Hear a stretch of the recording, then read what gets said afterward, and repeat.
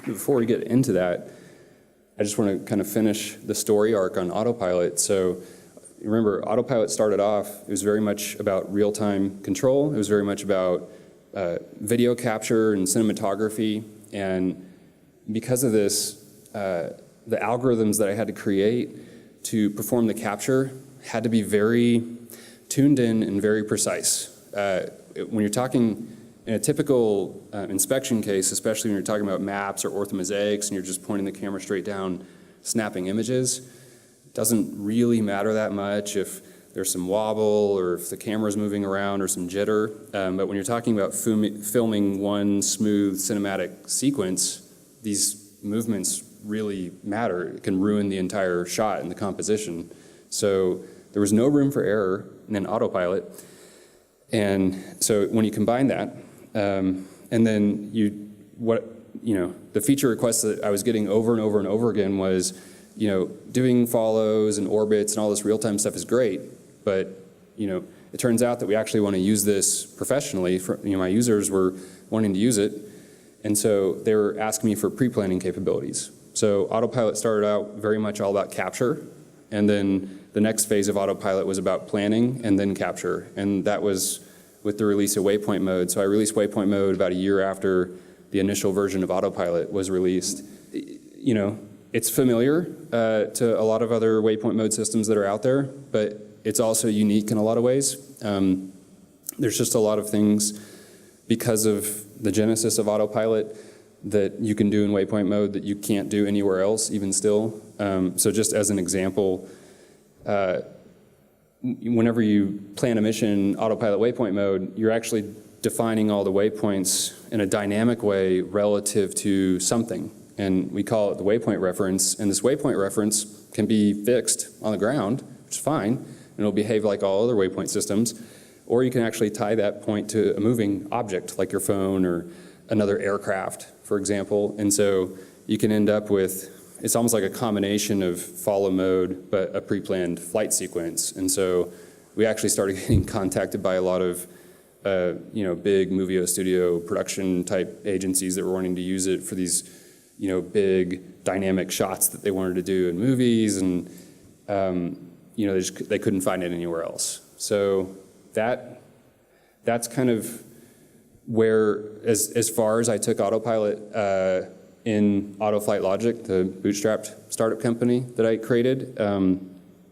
But towards, I guess it was the end of 2015, then early 2016, so we had planning, we had capture, but again, just the feature requests are coming in. It was just becoming more and more clear that, there was a whole other part of the workflow that wasn't being addressed.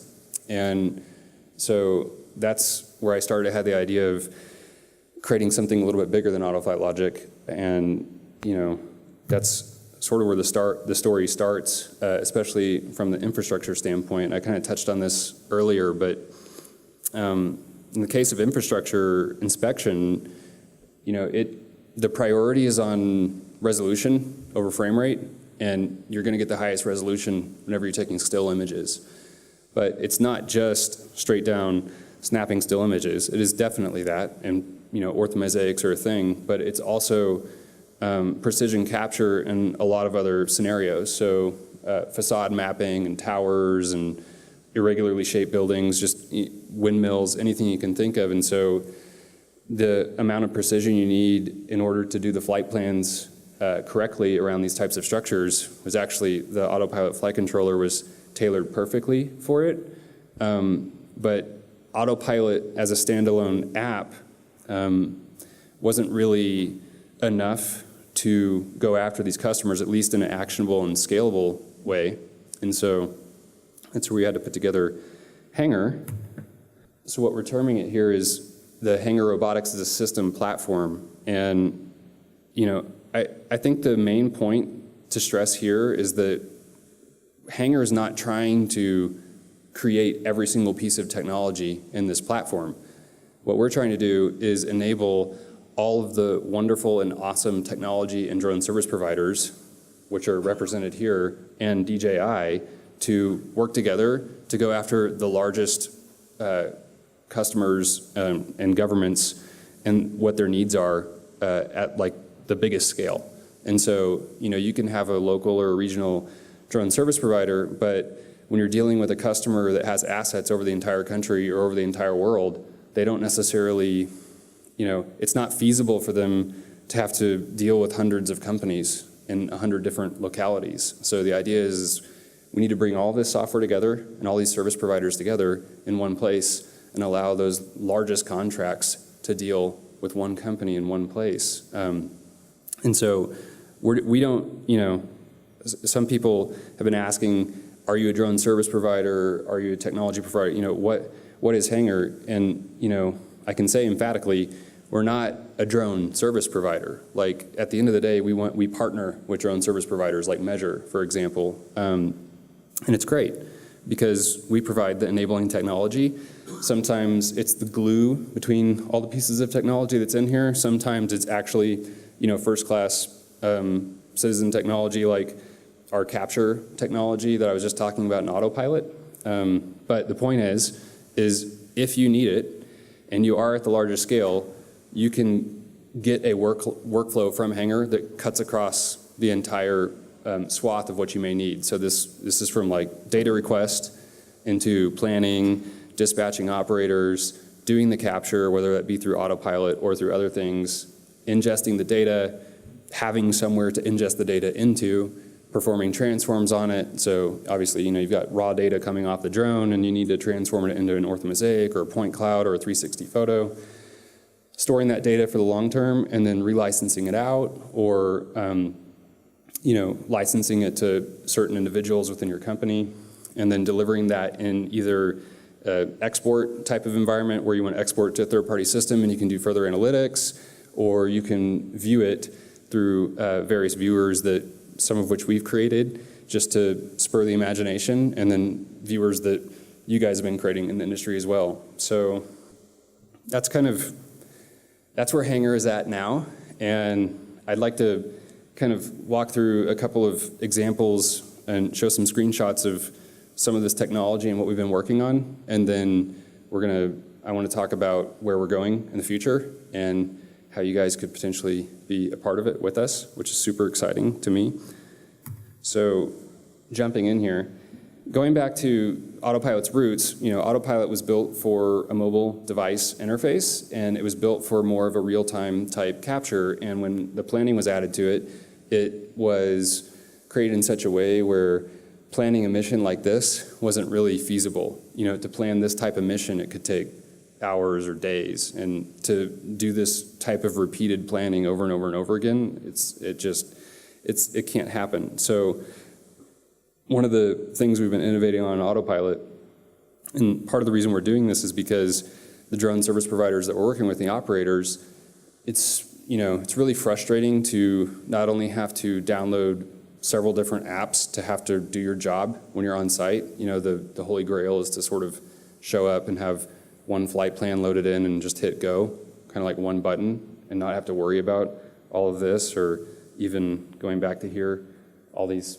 settings. This is, in this scenario, the person that was performing the capture was also the person that was doing the planning, but in a lot of scenarios with Hangar, the operator is not the planner, and they're not really thinking about, at least at the level that the planner was thinking about it at.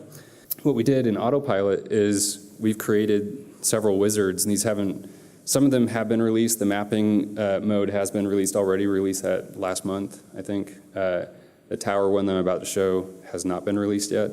But the idea was to create wizards in AUTOPILOT to have it automatically generate the flight plans in AUTOPILOT, and then all of the existing missions that AUTOPILOT could already do, and then all of the new mission types, whether it be the orthomosaics or the tower captures, could be done in AUTOPILOT. Not necessarily feasible for a human to plan, but definitely to be auto-generated. So in this case, we have mapping missions, and I'm happy after the workshop to go through it in more detail if you guys are interested. We have tower missions. So, in the tower case specifically, AUTOPILOT, the interface and the maps in it were 2D. And Z was always a thing. It was just the technology, whether it be Google, I know Apple Maps came out with 3D in certain areas, just wasn't there. It's starting to come out there. Mapbox is doing some great innovation on that. But when you plan that mission as a human being, that doesn't really tell you what's actually going on to capture the data on this tower. And so what we did is we created a wizard to auto-generate that, but then we also have a way to export it and see it in 3D, pre-visualized to see exactly what that flight path is going to be. And then you can actually go into like an augmented reality version of that and see so that you can send this to the operator and see this is the flight path that you will see your drone flying while it is capturing the data for this inspection. And this is hugely valuable, especially when you have these obstacles like these trees, and they can figure out, okay, it's gone too low, or it's going to run into one of these guide wires, like this is an infeasible flight plan, we need to go back and replan it. And so what we end up doing is we have these scouting missions. You go out, you'll perform like a orthomosaic or a high-resolution point cloud over the site. We can bring that data back in as a tiled layer in our planning interface, do the plan, our best effort, or even have our partners perform the mission planning operation for us, and then send this back out to the operator. Maybe the first time or two, there may still be a few issues. We can correct those and then save that flight plan as a template, and then we can go out and inspect these towers on a daily or weekly, monthly basis with that same exact flight plan, and not have to keep replanning it every single time. So it drastically reduces sort of the cost of performing these inspections, where it just wasn't possible before at that kind of scale. So, but the part of the issue is you have to get the operators out there in the first place, and dispatch is, it's a problem that everybody's been having to solve. And some people have been solving it through Google Calendar and whatever else, but this is the day of Uber and on demand, right? So we actually created Hangar Ops as a platform where either the operators that we employ as contractors or the drone service providers that employ their operators can plug into Hangar Ops and use it as a dispatch system. And so what happens is, right now, when an order request comes in, an order gets automatically generated, sent to the dispatch system, it gets planned, and then the AUTOPILOT flight plan links get put into the task that you get dispatched. And right now, it's more than one flight plan. We'll talk about how we're going to make that better in a little bit. But the operator just goes out there, swipes when they're on site, opens the flight plan up, hits go, watches the drone, make sure it stays safe, and then once the data is all collected, they come back to internet connection, and they have to have somewhere to send it to, right? And so the days of just dragging and dropping a million files over to Dropbox and just the organizational nightmare, we were running into all these problems as well. So we're having to put the building blocks in front of ourselves to solve each of these problems. So that's when we created the asset management system, so the ingest and the data warehousing. And we created a front end for it. It's called Hangar Console. And what you see as an operator when you have data is when you log into the Hangar Console, it just has all the orders that you've been assigned. You can click on each order, and then you just drag the files from your SD card off into the console. The system picks it up automatically once they've been uploaded, and then all the automatic processing begins to happen, because remember, these orders came in and we created mission plans for them, but they're mission plans to generate some piece of content which is most likely needing to be transformed into something that's more actionable for the human beings. So you can take 23 images in a spherical pattern, do 360 photos, you can do the orthomosaics and the point clouds, the crosshatch mapping, patterns, you name it. So we've over the last year and a half been doing a lot of the hard work of integrating some of the industry-leading technology that's out there to do this processing. We're not writing that code ourselves. We've integrated it into our platform, so now we can sell that as a service to our customers, or the drone service providers that we're working with can actually sell it to their end customers, and then they're just buying the raw data from us, basically. And so what you end up with after all these assets are transformed is we have our map site product, which you can log into, and on a per organization basis, you can see every single piece of data that you've ever ordered through our system. You can drill down into it. We have weather overlays and airspace overlays. You can drill down in, pull up the data, get a reasonable viewing experience with the default viewer that we have built in, or you can export the data if you want to put it into your own viewer or do your own analytics on it. So an example of some of those viewers, so some of these pins may represent tower inspections, some of them may represent solar panels, orthomosaics. So we've been innovating on some ideas for viewers with our own development resources, but this is just the start, right? And so the hope is that this is just going to spur people's imaginations, and there's already a lot of great viewers out there that we'd love to integrate. This one's for towers. And the idea is you go out, you capture an orthomosaic, you capture 360 photos, you capture them from multiple angles, and then you can flip through. At this level, all it is just a bunch of files that don't really make any sense. At this level, it makes a little bit more sense. You at least understand where those files were captured. But this is the level that really starts to be actionable for the human beings, right? So here, this is probably backed by 50 or 100 different assets that were in the system that I just showed you. But now they've all been transformed and put together in such a way that the human being can navigate around them and get useful insights, like there's a bird's nest up there and rad number 3, and figure out that they need to go have somebody climb that tower. So maybe we can reduce the number of towers that people have to climb by 50% or something. If we can accomplish that, then that's I think on the order of like 10 or 15 less people dying per year potentially. I think there's like 30 or 40 people that climb towers every single year that die. So on a lighter note though, we also are making an impact in the construction space as well. I know this is more focused on infrastructure, but it's the same technology that can be used for power plant inspection, bridge inspection. And so this product is a viewer called Job Site, and the idea is for these more expansive sites, you can go out there, cover it with the orthomosaic, cover it from 360 photos from a lot of different locations. The orthomosaic gives you a lot of ability to do measurements and stuff like that. The 360 photo gives you the ability to see facades and entry points, and it's a different perspective that some of the data in the orthomosaic doesn't give you. And then we also have other products in there that I can show you later. One's like an image stream. It's similar to a video, but it's almost like a stop motion video, so it's more high resolution. It's actually pretty cool to see it in play, but that, some of the products are targeted more towards the human analytics, and some of the products are targeted towards the machine analytics. So taking these high resolution images over and over again every single week, then you can start running the machine learning on it and do the change detection and all that kind of stuff. So that's kind of a super fast, high-level overview of a lot of the tech that we've been working on for the last year. And, I think what's exciting to me is where we're going in the future. So next year, 2018, which is almost upon us, we hope to release the Hangar Grid, which is what we're calling this platform.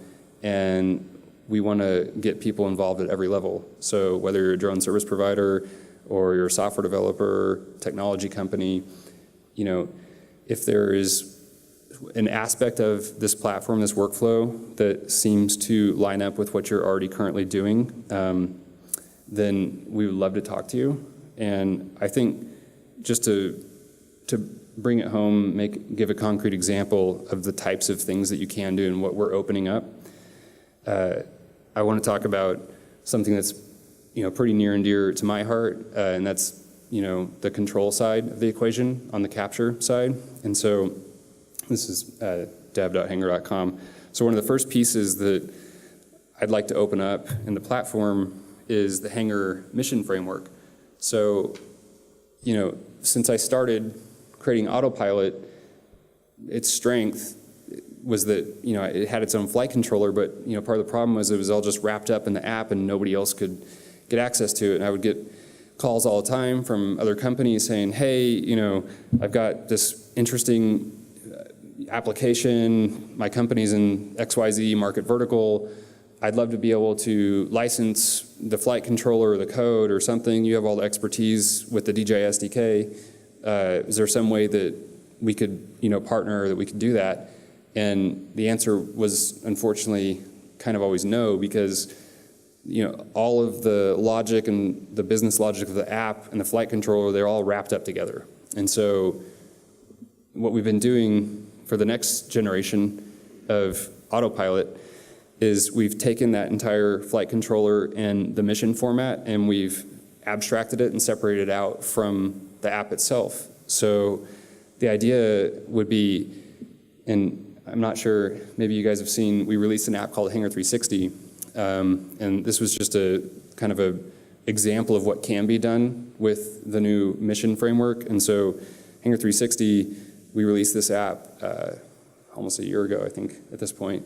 But what it's done is, and it went viral as well. We've captured almost 50,000 360 photos from every country in the world. And so what this app represented was a slice across the entire platform end to end. And so, from the order and the dispatch side of things, it was the same person. They had went and downloaded the free app from the App Store. Effectively, the order was they were pressing a button in the app to capture the 360 photo. So it was, what's really going on is it's creating an order in our back end and creating all the asset placeholders in our data warehouse to store the raw images for that 360 photo. Then it's running the mission execution engine, the mission framework, to fly the drone to the 360 photo location, capture all the images, come down, land, and it automatically copies all the photos off the SD card over DJI's Lightbridge connection or OcuSync, which is even crazy faster. And then you're on a connected device at that point, so then it uploads them all to the Hangar server, and then just like whenever you drag the files off your SD card as an operator on any one of our missions, as soon as they get into our backend, the backend automatically scales up. It's all built on Google Cloud, and can scale up to thousands of servers in minutes and handle loads that are mind-blowing. We've actually taken advantage of that. When we make improvements or we upgrade the software that does the stitching, we can go back and rerun all of our 360 photos that we've captured forever to enhance them, and we can get that done in minutes, So it scales up all the servers, does all the work, and then tears them all down.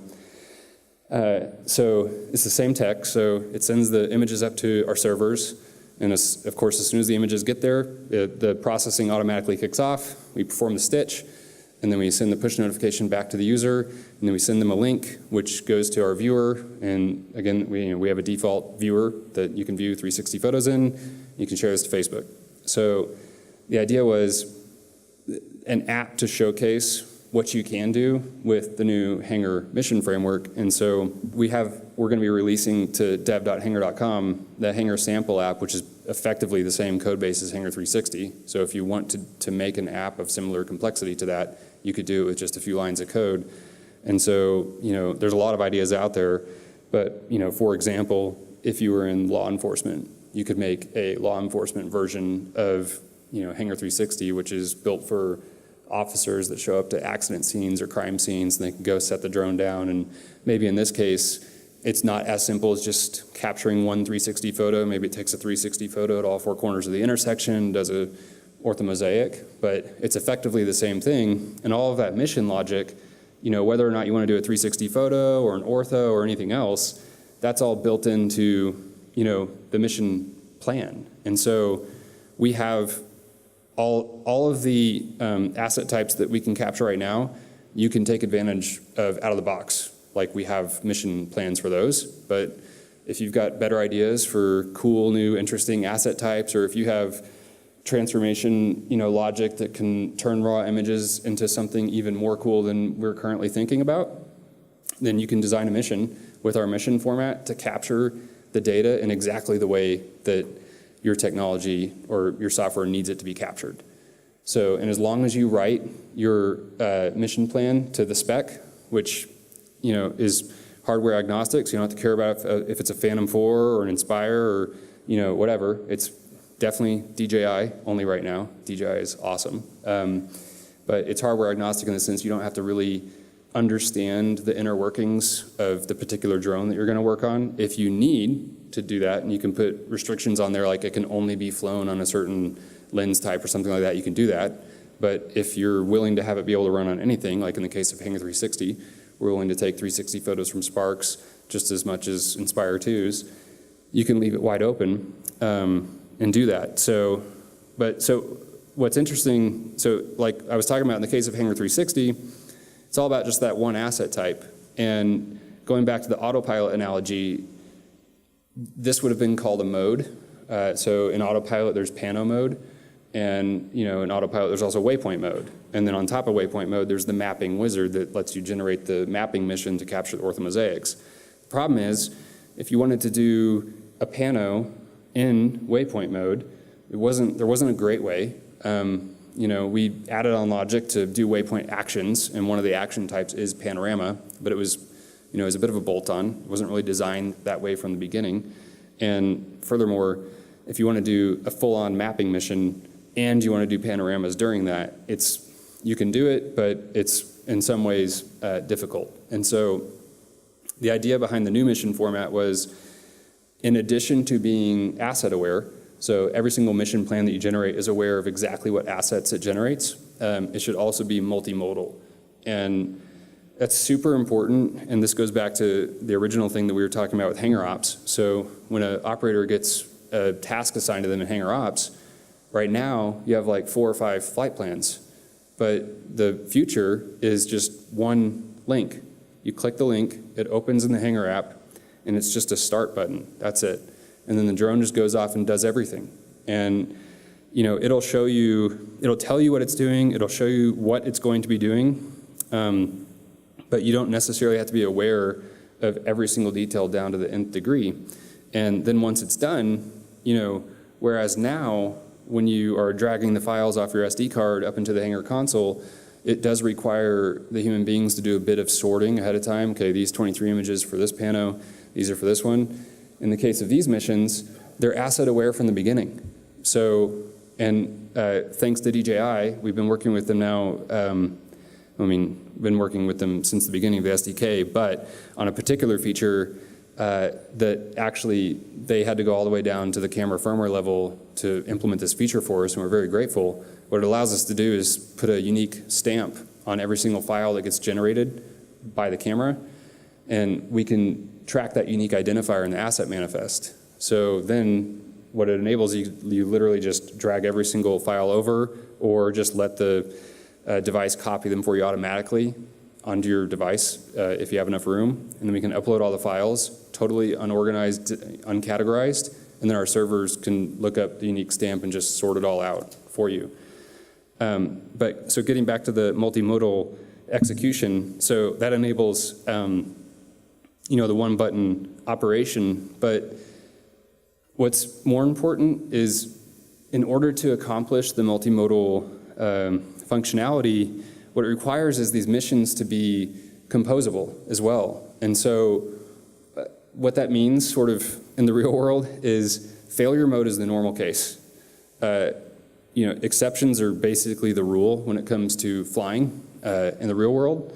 There's always going to be some crane or some weather event, or just something is going to come up.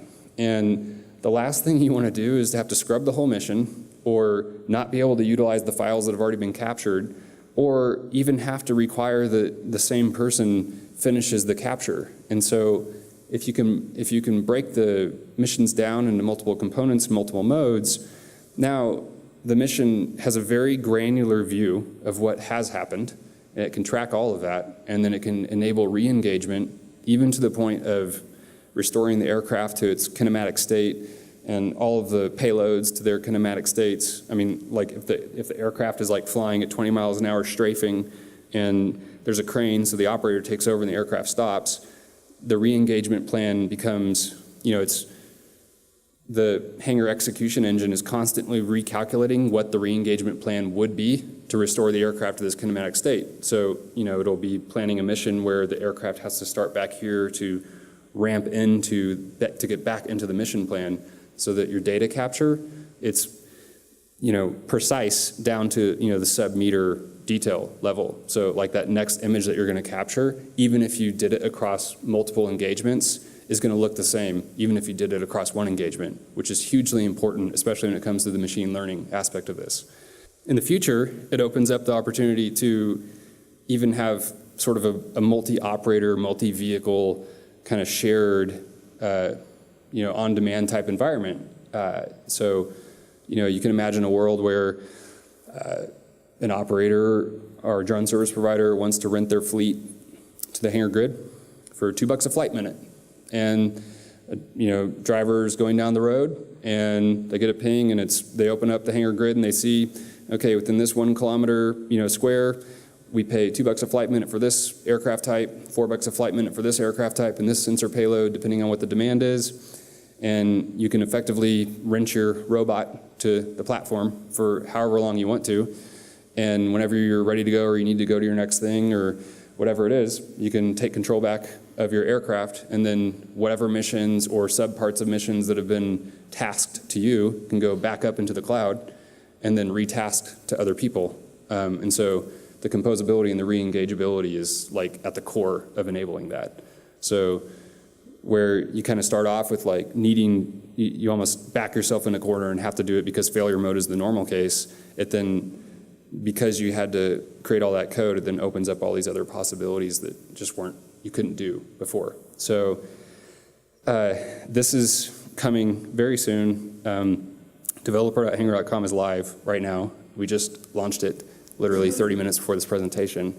And if you're interested in building an app using our flight controller, let me know, and I will happily talk to you about it.